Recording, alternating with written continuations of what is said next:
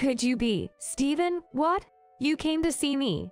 I told you to stay away, didn't I? Isn't it strange for someone like you, a broke person, to come to this bank? Oh, maybe you're here for a janitorial side gig. The person I met at the bank was my ex-girlfriend, Emily White, whom I dated during my school days. She was strutting around arm in arm with a man in broad daylight. It was really just a fluke that we met at the bank. Hey, my current boyfriend is the son of this bank's CEO. Quite different from you, huh? Ought to think I was dating someone like you back in the day. It's the biggest blunder of my life. Hey, can you move over a bit? I don't want your poverty to be contagious. Emily shoved me on the shoulder. I recalled the miserable feelings from my school days, and something snapped in my mind. All right, I've decided. After that, the words I spoke turned my ex-girlfriend and her privileged partner pale. My name is Steven Taylor. I'm 17. My dad is the CEO of a tech company, and I've lived a more affluent life than most from a young age. I grew up thinking it was just natural to have anything I wanted, whether it was toys, games, or clothes. I dreamt vaguely of taking over my father's position as CEO, hoping to elevate the company even further. My hazy vision for the future seemed impressive enough to my peers. Given that I was top of my class academically, which lent credibility to my aspirations. Being the CEO's son and aspiring to the same position naturally commanded respect from other students at school, and I was often the center of attention. I even found a girlfriend in similar circumstances. She was Emily White, the well-known daughter of a cosmetics company president in our area. Emily was knowledgeable about cosmetics, skillfully using the products her company provided as samples. She always cared for her skin condition, and her natural makeup, fitting even in high school, made her the focus of many girls. She was a smart girl with high aesthetic sense. We, with similar status and abilities, were often hailed as a perfect couple. Emily would say, if Steven becomes a CEO, maybe I should too. A couple of CEOs would be cool, wouldn't it? She was such a sweet girlfriend. However, I painfully realized that the wealth and envy I possessed were ultimately given by others. When I entered 11th grade in high school, I heard some news that Taylor Systems, my father's company, had fallen victim to a cyber attack, leaking extensive corporate and customer data. This incident plummeted the company's trust and jeopardized its management. During the height of what seemed like international cyber terrorism, various companies and organizations were targeted, and it appears that my father's company was among them. While they're a pro-hacker group, we've got nothing but IT experts on our side. In case of a data breach at that company, you can bet the public backlash would be intense, raising questions like how was the security set up? Or were they all just a bunch of amateurs working there? Of course, the hackers were to blame, but I couldn't fully grasp that the company was responsible for not preventing it. Even with insurance payouts, the losses were massive. Clients canceled contracts one after another, and the company was investing in reinforcing its systems. Cash flow problems began, and bankruptcy became a real concern. In the midst of this, my father apologized to everyone, trying to protect his employees and the company. He reduced his own salary to a level just enough to get by, reallocating the saved money to the business and staff wages. I really didn't understand it. Why did he have to go to such lengths when he wasn't at fault? That's when my father told me. Do you know why CEOs are wealthy? Because they're important. I answered promptly, and he shook his head. CEOs have a critical job. They bear the responsibility for everything in the company and must protect their employees. That's why they are paid a fitting salary, even if it's not their fault. Taking responsibility is part of being a CEO. I never knew my father worked with such sentiment. CEOs are incredible. How naive I was, thinking I might want to be one. His words changed my view of society a little, and I then came to understand the harshness of human relationships. Let me be clear. One day, Emily boldly stated, I don't think we're a good match anymore. Maybe we're just from different worlds. This situation with my dad's company was a well-known story at school. Especially considering she's the daughter of a president, Emily must have had the information. If it becomes known that Taylor Systems, a company that lost its credibility, and White Cosmetics, and their kids are dating, it could damage us too. I couldn't respond. People have their values. And it's not strange that some think like Emily does now. So, please don't associate with me anymore. It was Emily who confessed this. Steven, talking with you is fun, and you're knowledgeable and cool. That's why I fell for you. She had said without any of the embarrassment she showed before. Was it all about public image or money in the end? No, thinking about it anymore is pointless. I considered it a lesson in social studies and quietly backed away. Then, I cleared my head and thought about the future. What should be my priority now? Obviously, my family. Dad, can I join your company even if I drop out of high school? Oh, I don't need a salary, of course, just as a trade for learning about society. Would that be okay? My sudden proposal shocked my parents. High school, even college, isn't something I must attend right now. But if my father's company goes under, it can't be restored. And so, in my sophomore year, I decided to drop out of high school. The news spread quickly among my classmates, and naturally, Emily found out too. On my last day of school, I was comforted by friends who supported my decision. Well, that makes sense. It's not the time to be in high school. I overheard Emily saying from a distance. The days that followed were a whirlwind. Having known only the world of high school, I first learned the etiquette of being a working adult, then about Taylor Systems, and the very basics of the job. The company now seemed to be divided into two main sections, one for recovery efforts to regain trust, and another continuing with system development as usual. With no knowledge of IT, I naturally joined the recovery team as support staff. I was drilled by senior employees on the details of the cyber attack, the company's reflections, and the specifics of future security enhancement plans. And I went on many trips to apologize and explain to our clients as part of my training. It seemed like they needed all the help they could get, and as soon as the training ended, I was sent alone to a small subcontractor. Although we had apologized several times, we arranged multiple meetings to maintain relationships and promote our products and improved security. At 17, I was seen no differently from any regular employee by our clients.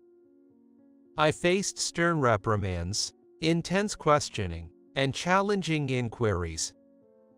Some companies even told us never to show our faces again.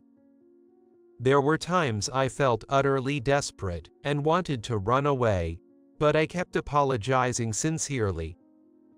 My father and the other employees were going through much harder times.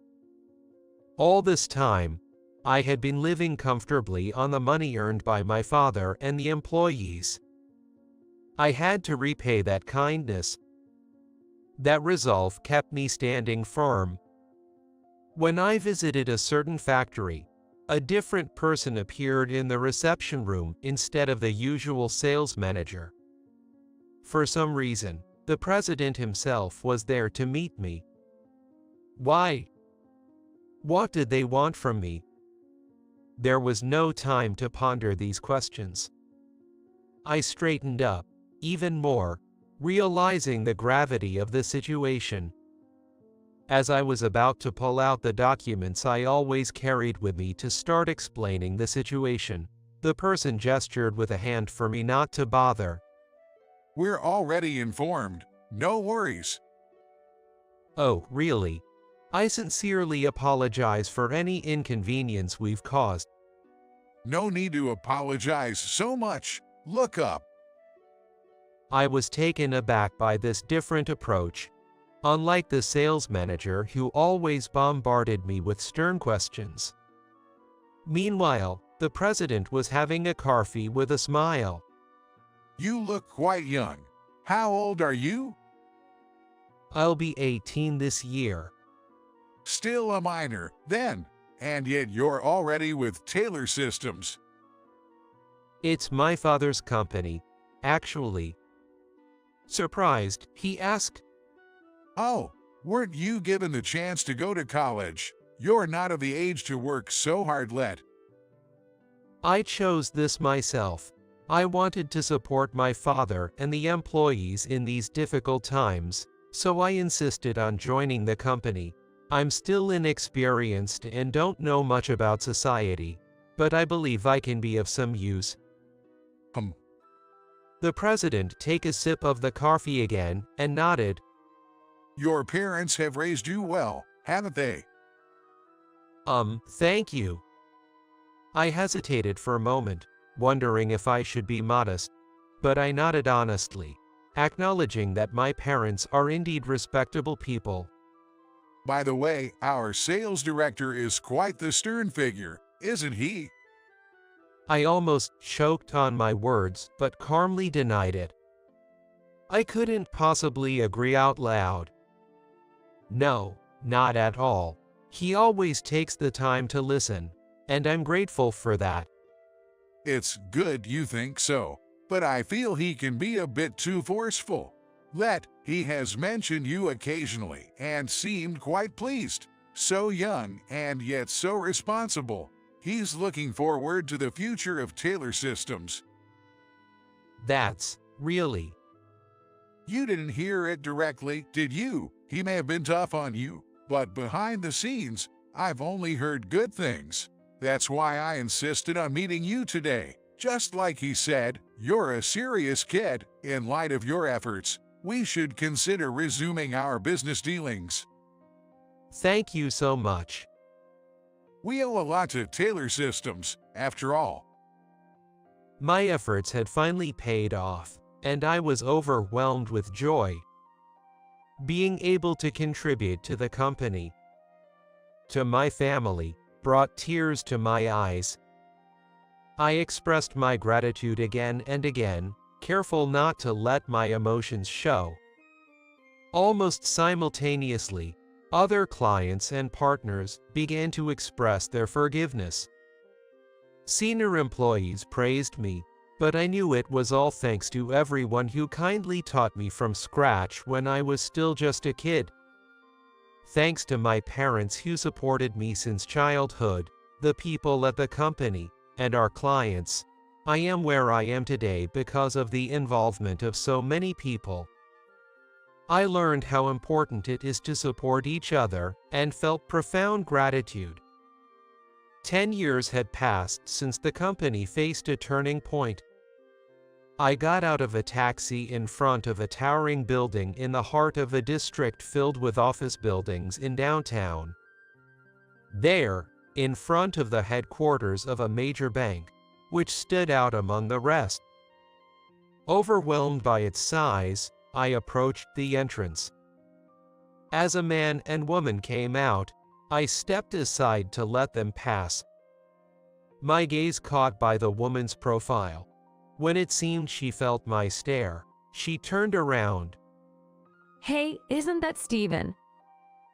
The woman's voice, recognizing me, and her face, brought back memories. It was Emily White, my girlfriend from high school. She was wearing a bank uniform. Possibly an employee here. Whether she took over her family's company or worked here for experience, I didn't know or care. But having been addressed by name, I was about to simply nod and enter the building when she spoke again. What? Did you come to see me? I told you to stay away, didn't I? Was it not clear I was just passing by? I wanted to remark on her self-importance, but shook my head to avoid a scene. It's a coincidence. A coincidence. You don't have any business here, do you? Or maybe you're here for a janitorial job. Our janitors are quite skilled, though. I wonder if you'd fit in. Emily, who is he? The man next to Emily was arm in arm with her. Likely her current partner. Just an ex. Not really significant. Just a brief thing in high school. He became so poor he had to drop out. Such a pitiful guy. You were even kind to someone like that, Emily. That's sweet of you. Why must I be looked down upon by a stranger? The indirectness of it all was particularly irritating. Pleased with the praise, Emily continued to look down on me with a smile. Sadly, I've moved to even higher circles since then. She seemed to believe I was still chasing her, relentlessly talking about unasked details.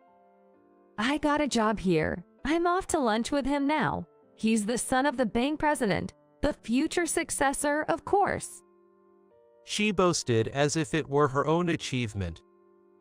Maybe dating the president's son is a result of her efforts. So just because he's her boyfriend or whatever, doesn't mean he's all that impressive, as far as I can tell. What truly deserves respect is the bank president himself and the employees and partners who contribute to the management. Eventually, Emily and her boyfriend might become part of that, but they shouldn't be so arrogant with just our level of professional experience. Arguing would be pointless, so I held back. Important lessons are learned through experience. And clearly, they had no interest in hearing what I had to say. I see. Too shocked to speak. Emily's boyfriend, likely a Morgan since that's the bank president's surname, said, It's understandable. We aren't really the type to mingle with the common folk. Common folk? Yes. You didn't really think you could join our bank, did you? Did you think a commoner like you could get in? What exactly do you mean by common folk? Just that. Ordinary, with nothing special about them. Only the chosen should step foot in this headquarters. After all, you have no business here. Oh. You wanted to see Emily, right? Just try stepping onto the property, and I'll have security throw you out. I can't enter the bank. Of course not. That's troublesome. If I can't be involved, I guess I'll have to close my account here, about $100 million worth. I didn't want to mention the exact amount, but thought it necessary to make an impact and shut them up. However, they didn't seem to take me seriously. $100 million. My gosh. Even if you dropped out of high school, you should know how to do basic math. You're quite funny, you know. Do you even realize how much $100 million is? Can you tell me how many bucks you'll need? Seeing them laugh it off, I realized there was no point in continuing the conversation. Leaving the laughing pair behind, I headed toward the bank. Hey, if you go any further. but before I could enter, a suited man came out, recognized me, and greeted me. It's been a while, hasn't it? Long time no see. Prompted by him, I returned the greeting. I saw you from inside, Stephen. Dad. The guy who seemed to be a son of Morgan, Paul, couldn't help but exclaim. Yes, this man was his father, the bank president himself, named John Morgan. John immediately glared at the sound of his son's voice and rebuked him in a calm tone. How many times must I tell you not to call me Dad at work? You're not a child anymore. Act accordingly. Oh. And what's with that arm around her? Even if it's a break, it's still working hours. It's disgraceful. After being pointed out, Paul and Emily detached from each other. Then, turning to face me in his sales smile, he explained, This is my son. Did he do something rude to you? It was a parade of rude remarks. How should I convey the extent of the disrespect beyond his imagination? Well, after talking to him, I decided to close our account here. What? His eyes widened in shock, his whole body expressing surprise. I felt bad, but my mind was already made up. Why on earth? Could it be that my son really did something improper? Dad. I mean, President Morgan. Why do we have to be so humble with this person? What are you saying? John silenced his son's outburst. He's the president of Taylor Systems, with whom our headquarters have direct dealings. We have direct. Indeed, in just 10 years, I had become the president. Having overcome the brink of bankruptcy, my father, as the president of Taylor Systems, recognized my efforts in learning extensively within the company and regaining much of its credibility. Believing the company could be entrusted to me, he transferred executive control more than 10 years ahead of schedule and assumed the chairmanship. Since regaining our lost credibility, the trust between our partners and clients has been stronger than ever, and with various support and advice, Taylor Systems has experienced rapid growth. Business magazines have even started saying we are leading the industry with exceptional momentum. Not knowing President Taylor's face. That's what happens when you don't take your job seriously. But Emily said, I had no idea. Only knew him until high school. Is it true? That guy has dealings with our bank. His manner of speaking hadn't changed. He couldn't grasp the situation. Be quiet. Stephen, let's talk inside. No, thank you. Our company values people and employees above all as our philosophy. Paul's demeanor changed completely as our eyes met. However, a company that has people like him who scorn those with less money as commoners and sit complacently in their positions, especially since he's supposedly the next president. John turned pale and was insistent. I felt bad for him, but I thought it was due to his failure in educating his son and hoped he would come to terms with it.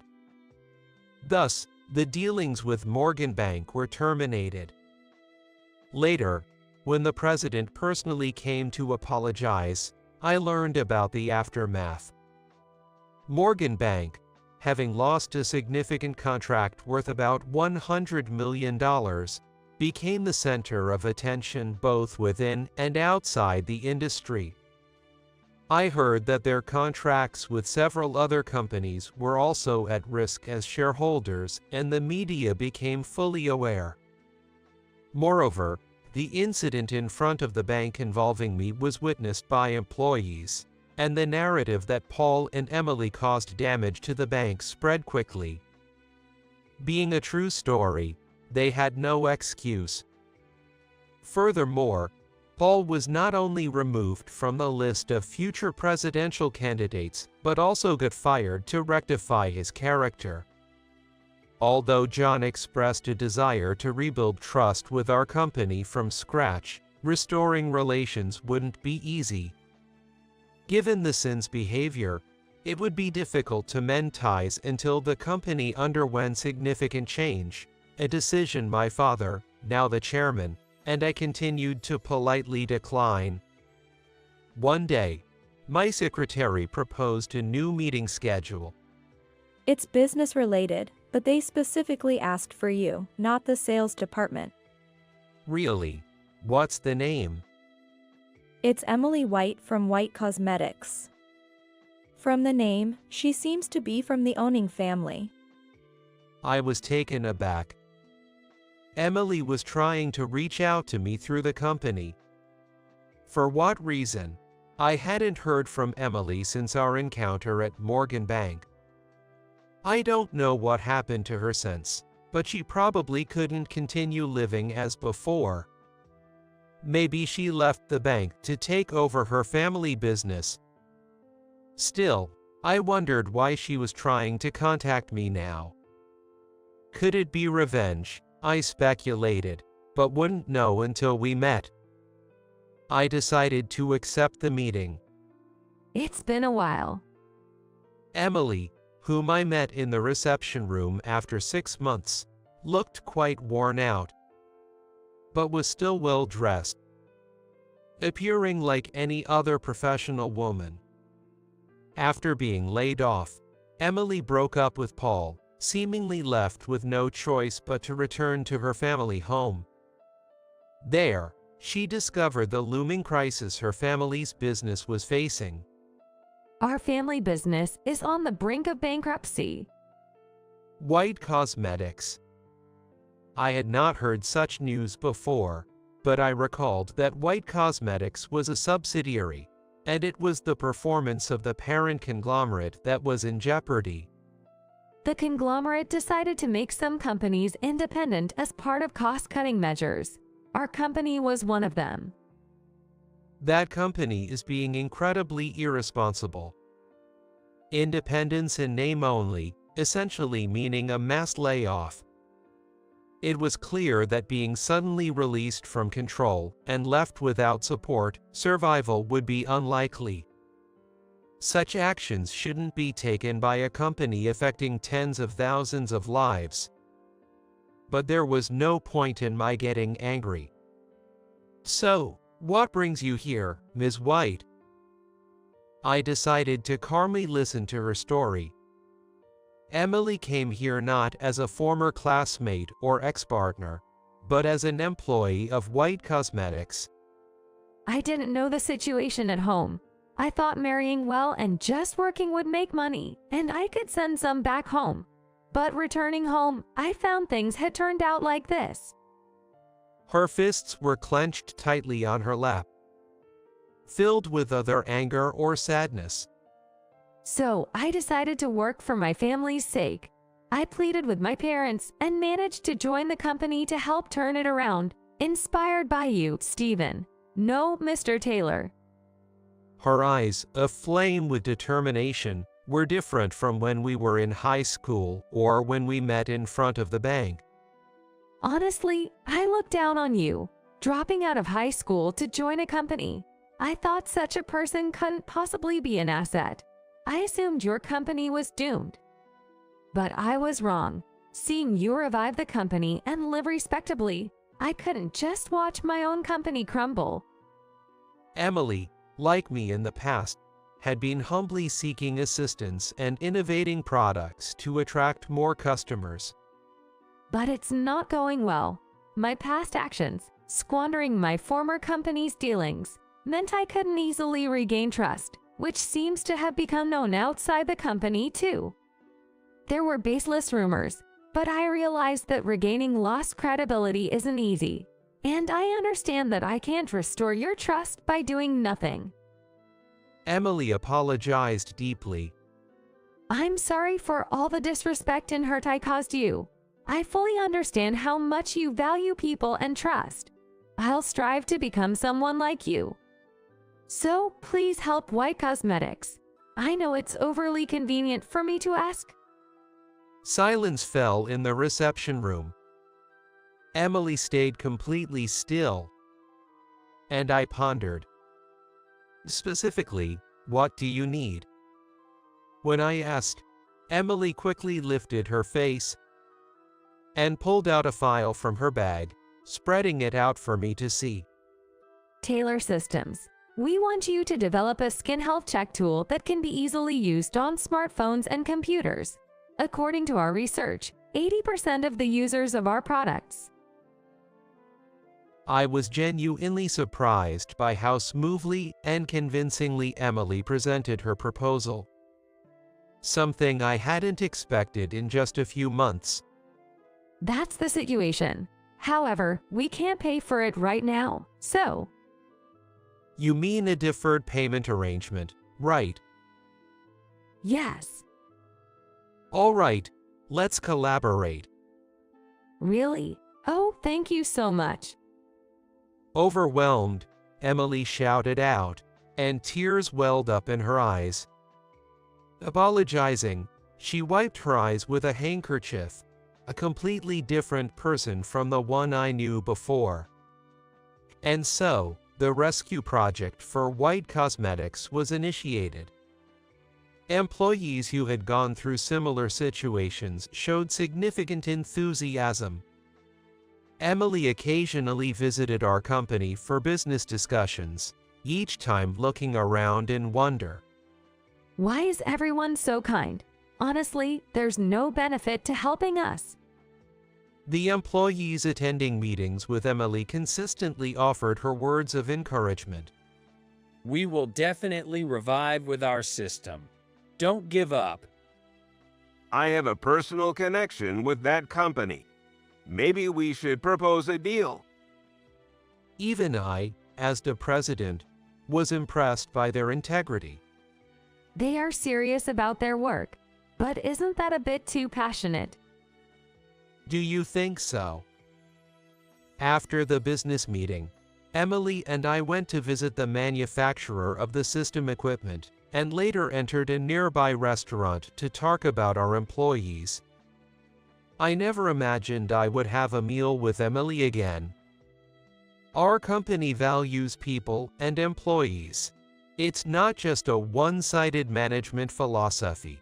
It is naturally evolved because everyone understands the necessity of mutual support. That includes not just our employees, but also our partners and clients. People like Emily and her company. It's a wonderful company. I wonder if mine can be like that too. It will be, I guarantee it. With Emily as she is now, I believe she can become an excellent president someday. Sorry, it's a bit inappropriate to laugh at a time like this. I was surprised when Emily suddenly started laughing and noticed her face was blushing. I'm really happy to be called Emily again after so long. Right. I had intentionally avoided using her name, trying to be mindful of our business relationship. Just slipped out. I see. Even as the food was served, we both stared at the table, not touching our meals. I never thought about wanting to start over with Emily. After being rejected so harshly, I had no lingering feelings. But she is no longer the same person. Hey! Wait. My voice was slightly high-pitched as I braced myself to speak. Stop by, Emily. I couldn't continue speaking. I can't be with you. Not for any silly reason like before. She said with a bashful smile. Rather, it's the opposite. I'm not worthy of you. That's not for Emily to decide. I can't as I am now. What I did to you can't be undone. That's why. That's why I intend to rebuild the company and become someone worthy of you. If there's even a little place for me in your heart, then. All right. Seeing my nod, Emily clenched her fists. For my family, and to become someone worthy of you, I'll do my best. Understood, I support you. Finally, we began to eat. I learned in business that without the support of others, one can't survive. Despite her past mistakes, Emily taught me that people can start over. The saying "no good deed goes unrewarded" holds true. I too can still make a difference. To be supported and to support others. We smiled at each other, acknowledging this mutual resolve. 5 years later, the rescue project for White Cosmetics succeeded, and Emily officially became the president. The day when her half-joking high school dream of a couple as presidents might become reality seems not too far away.